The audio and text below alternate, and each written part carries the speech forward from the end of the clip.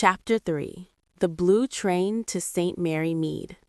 The Southampton docks were a cacophony of whistling steam, shouting porters, and the rhythmic clatter of luggage carts. After bidding her father a temporary farewell, he was headed straight for a high-stakes meeting at a law firm in Lincoln's Inn Fields. Nancy made her way toward the platform for the local Southern Railway line. The train to St. Mary Mead was a charming contrast to the sleek, modern lines of the Queen Mary. Its carriages were upholstered in a fading but regal blue velvet, and the air smelled faintly of coal smoke and damp wool. Nancy settled into a window seat in a second-class compartment. Just as the conductor blew his whistle, the door slid open. A breathless figure scrambled in, clutching a heavy steel-bound vanity case. "Oh, forgive me," the girl gasped, sinking into the seat opposite Nancy. It was Mary Thompson, the anxious traveler from the ship. Her face was even paler now, shadowed by a wide-brimmed felt hat that she kept tugging downward. "Miss Thompson, we meet again," Nancy said with a warm, steadying smile. "It seems we're headed in the same direction." Mary looked startled, her knuckles whitening as she gripped the handle of her case.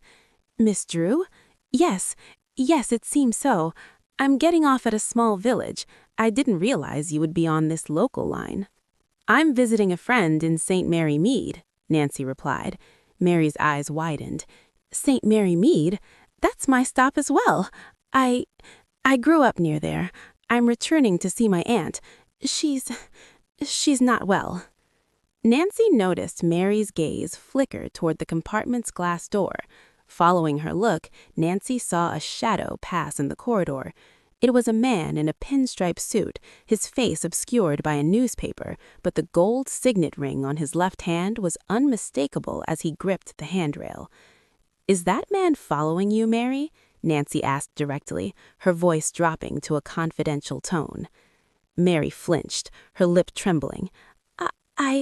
I don't know what you mean. I'm just tired from the crossing." "I'm a bit of a detective back home in River Heights," Nancy said gently, leaning forward. "If you're in some kind of trouble, or if that case contains something someone wants to take from you, I might be able to help." Mary looked at Nancy, her resolution wavering. She looked as if she were about to burst into tears or a confession. She leaned in, her voice a mere whisper over the clack-clack of the wheels. "It's not for me, Miss Drew. It's for my father's memory. If this is lost, a very wicked man will gain a fortune that doesn't belong to him.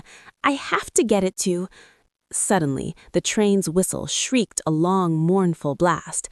The carriage began to slow as it approached a long, blackened brick archway, the entrance to the Chipping Cleghorn tunnel.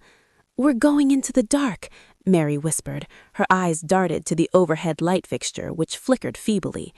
Nancy reached out to steady the girl, but her attention was fixed on the corridor door. The handle was turning, slowly and silently. Someone was testing the lock from the outside. "Stay behind me, Mary," Nancy commanded, her athletic frame tensing for action. The train plunged into the tunnel.